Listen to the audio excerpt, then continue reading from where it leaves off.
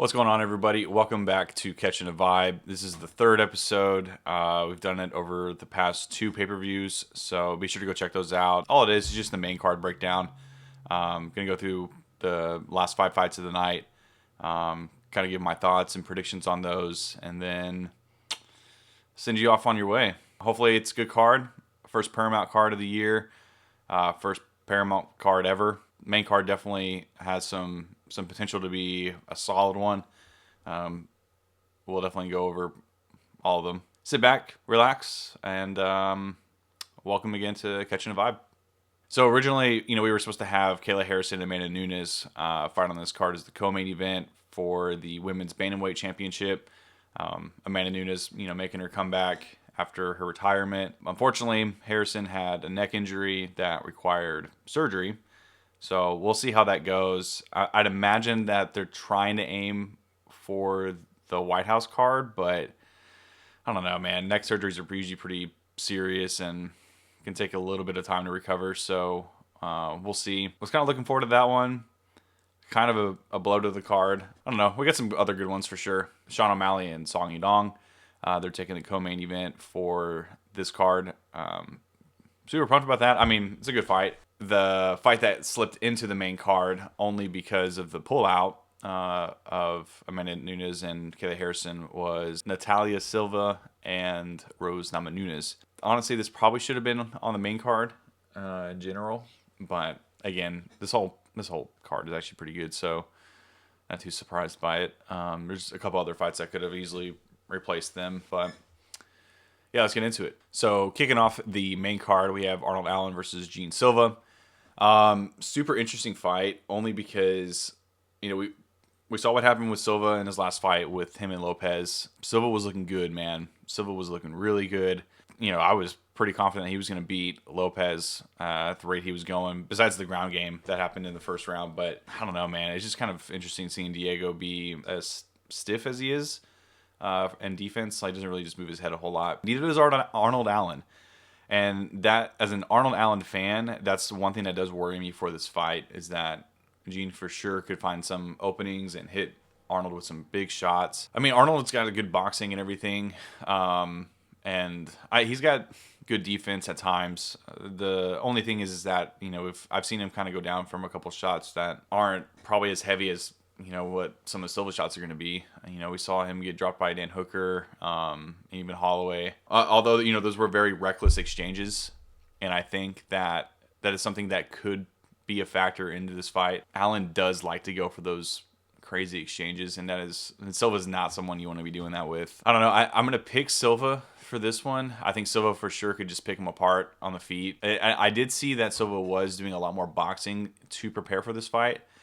And again, as an Allen fan, that worries me a lot. I know Allen's body is kind of open, especially with some of those big hooks and stuff like that, and even the teep kicks that Silva can throw up there, and then eventually moving that up to the head. I think it's a tough fight for Allen. I would really hope to be wrong on this one, just because I am an Arnold Allen fan. But because, again, it's like, well, does Silva come back hesitant after the whole Lopez fight? And which is a very real possibility. Yeah, I'm going to go Silva. Probably a third round finish. I could see him just catching him at any round, honestly, though. It might be a tough night as an Arnold Allen fan. But, yeah, I'm going to go Gene Silva on this one. Again, third round TKO. And then the fight replacing Amanda Nunes and Kayla Harrison. Natalia, Silva, and Rose Namajunas. So Rose's stand-up, just in game in general, has been super hesitant lately, and I think that if this was a prime Rose, this would be such a good fight. Rose may be chasing Natalia a bit in this fight, and it almost kind of looking like the Grasso fight, I think, between Grasso and Natalia Silva. Rose is just so iffy nowadays, and Silva has so much momentum behind her. And for sure, if she's winning this, she's fighting for a championship. I think she should be fighting for a championship right now. If Weili wasn't moving down for that fight against Valentina, she would have been fighting Valentina instead. Rose is tricky. I just don't think she's at the level that she used to be. And I think Natalia can for sure take it. I think if it goes to the ground, Rose has a chance of finishing it. But I think Silva's just going to kind of, walk around the cage and just kind of keep her distance and stuff. Again, I think it's going to be kind of a repeat of the Grasso fight. to where she's just kind of stay on the outside and kicking and staying at range and everything. I don't know. I mean, I would like to see Rose be her old self, but that's a lot to ask, apparently. I'm going to go Silva, decision. Honestly, not a whole lot to say about this one. It just kind of depends if Rose is going to actually have one last hoorah. Because against the higher level competition, she hasn't really looked herself. Like, that's the thing. She looks a lot more hesitant. We saw her just beat the shit out of Tracy Cortez. That's expected. She should be doing that. I think Natalia's going to take it. Now, for possibly the quickest fight of the whole card, I could definitely see this ending in like a minute. Or I could see it being the most boring decision we've seen probably since Ngannou and Derrick Lewis. I don't think it's going to be that bad, though. I think Cortes-Acosta is going to want to go for it. I think he's going to want to get that finish and make a statement to where he's next for a championship, or maybe even an interim belt against Gon. I think Derrick Lewis just always has that shot of just hitting him with a new command.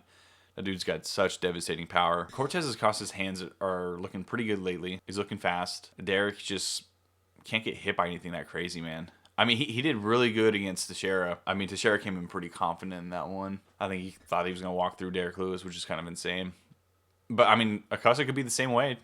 He could just be thinking that I'm going to walk through this veteran and I'm next for a championship. He could be looking past Derrick already. I don't know, man. Heavyweight's such a tough division to call, especially with guys like these. I think I'm going to go Cortes-Acosta. I don't think this will be the end of Derrick Lewis. I think he's got too many more fights on his deal and he's making too much money just to say, like, I'm done. I don't know if it's going to be a finish or not. I think there's just going to be moments here and there in each round that are going to win Cortes-Acosta the fight and eventually a decision. I mean, again, it's heavyweights. These guys hit hard. Acosta's fast. I think this for sure could get finished at any moment, but I'm kind of going with my gut feeling that it's just going to be kind of a couple big moments every single round. So, decision, Cortes-Acosta. Hopefully it's a banger. All right, and then in the co-main event, the new co-main event, Sean O'Malley versus Song Yadong. I'm really excited about this one just to see the speed.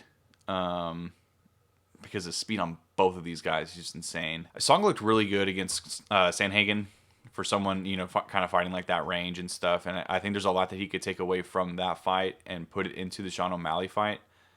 The only thing that makes a difference between that fight and this one is that O'Malley has the power to, if, Song overswings just big enough, O'Malley could easily hit that straight on him, left or right. Because, I mean, it seems like Corey's is so much more of a volume guy compared to O'Malley, to where it's, that power. I mean, Song has that too, dude. If Song catches Sean, that could be bad. That could be really bad. He could definitely take away some of the combos that Jan pulled during his fight with O'Malley, especially some of those shift combos and everything. And, I mean, Song's got good enough boxing to where that could happen. I just don't know if he's at the level of Jan necessarily. That's a tough fight for Sean, I think, honestly. And especially if he works the legs. If Song works the legs, O'Malley could have trouble with that movement and that footwork and kind of keeping that range and everything. I don't know, man. I definitely want to say Sean should win this. But again, Song is kind of being underestimated, I think, in this fight. And again, he's got the experience fighting a tall guy. So it's not like he's going in there for the first time fighting someone who's a bit longer than him.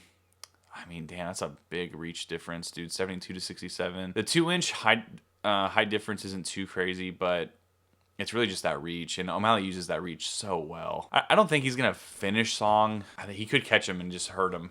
I think it's going to be closer than people think, but I do think Sean takes it. I think it's going to be a close decision. I just think that Song isn't going to have the experience. Now, obviously, he's fought some pretty high-level fighters before, but, there's a difference between being a champion and fighting that level of competition and still kind of coming up. Again, I think it's going to be a close fight. I think people are kind of giving Song not as good as a chance as they should be. And I think O'Malley takes it, probably a decision. It's just going to be big moments that kind of lead up to the decision. Not in a bad way. I mean, again, I think Sean's going to take it. And I think we're going to see some interesting moments. And in the main event, Justin Gaethje versus Paddy Pimblett. I'm kind of torn on this one. So here's my thing. I do think that Gaethje on paper should win this, but I do think that on paper, every other opponent that Paddy has faced should have won it. I think besides like Tony and some of the earlier opponents, I think the Jared Gordon fight, I think Paddy should have won that, and just on paper, but it may have just been honestly just the off night for Paddy. And I was talking with my buddy Jay before doing this that, you know, every big fighter's had that moment. Like Khabib had that with T.U. Tony had that, you know, a couple times, just having close calls. Yeah, man. I mean, shit. Even GSP's had his moments and whatnot. But anyways, both these guys have such big tools that they could use against each other to guarantee themselves a win. But the issue is just that who's going to be able to implement it, and I guess that's always kind of the thing, right? But Gaethje, I think he's got to be careful with those leg kicks, man. I think Paddy's going to be really ready for those. 2 or 3 nasty checks could alter that game plan really bad. I mean, Paddy's got some good ones of his own. So the only thing that worries me is that the clinch game for both Gaethje and Paddy. In the clinch game, Gaethje can get those nice shots off, work that body, get those nice little uppercuts. He's really good about moving his head a certain way and kind of, I guess, manipulating like where his opponents are even going. Kind of saw that with Fiziev in this last fight. Paddy can just go up there, man. I mean, he can throw up a flying triangle, man. He can easily just pull off a sub and pull Gaethje to the ground, kind of like what Oliveira did against Gaethje. I could see Paddy doing it on way more on purpose compared to Oliveira, to where he kind of just needed a break, it seemed like. Yeah, I think Paddy could bring it to the ground and then just be in his world. I know Gaethje's been practicing a lot more jiu-jitsu, but again, there's just so much time that Paddy's had, like just gaining that experience from years and years and years of repetitions and practicing BJJ and being just such an elite grappler in MMA. It's really tough calling Paddy fights because there's like, he leaves his shit so open. His chin is just up in the air nonstop. For sure, those leg kicks could just get really nasty on him. The same thing just goes for Gaethje, though. If he gets too reckless, Paddy could just easily grab him and get him in the clinch. And then, again, Paddy fights are just so tough to call. The thing, though, with this one is that I do feel like this is Paddy's toughest test. With all the guys that he's fought, they were pretty older. Now, looking at this, obviously, the age... Gaethje's 37. He's getting up there. He's obviously not looked like he has since first entering the UFC. The thing, though, is also his recklessness, right? Now, he's a lot more calculated. He has a better game plan a lot of the time. And, I think that experience could help him out tremendously. But again, there's always a but. I hate it. I feel like either way, you either look like an idiot picking the other guy just because you go with Gaethje and he loses, you're like, well, duh, Paddy was going to sub him anyways. If he TKOs him, that's a whole different situation, I guess. But, you know, if Paddy wins by sub, it's kind of like, well, duh, that was supposed to happen. But if Gaethje knocks Paddy out, it's like, duh, that was supposed to happen. I'm going to go Justin Gaethje. I'm going to say he gets a finish. Gaethje could really push that pace, though. Like, that's the thing, too, is that Gaethje could really push that into the later rounds. If Paddy's not ready for a pace like Gaethje could put on him, then that could be a tough night for Paddy. But I think Gaethje could break him down and eventually get a finish in the later rounds. Again, Paddy could easily sub him. I think if he gets to the ground, it's going to be kind of clinched ass cheeks for sure for Justin Gaethje's corner. I think the whole time he's on the stand-up, I think Paddy's corner is clinching just as hard. Yeah, I'm going to go Justin Gaethje. Probably like a 4th round. I don't want to say 5th, maybe 5th. I don't know. I just want to say late finish because every fight starts, on the feet, and that helps out Justin tremendously. Yeah, should be a good card, though. Should be a good main card. Looking forward to it. I don't think Gaethje beats Topuria, though. That'll be kind of bad for either one of them. I think Gilly just stays champ. That was the Catchin' a Vibe breakdown for UFC 324. Super pumped for this card. Again, take a look at the whole card. Fantastic. Definitely a good way to start off Paramount, in my opinion. Shame that we lost Kayla Harrison and Amanda Nunes, but it is what it is. It's MMA. We always have injuries. I'll catch you on the next one.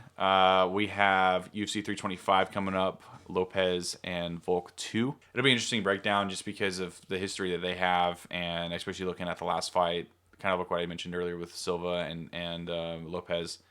There's definitely a lot to take away from that fight. So I'll see you next week. Enjoy the fights this weekend. Stay safe. Stay warm. I know it's a bit chilly out there. I'll see you on the next one.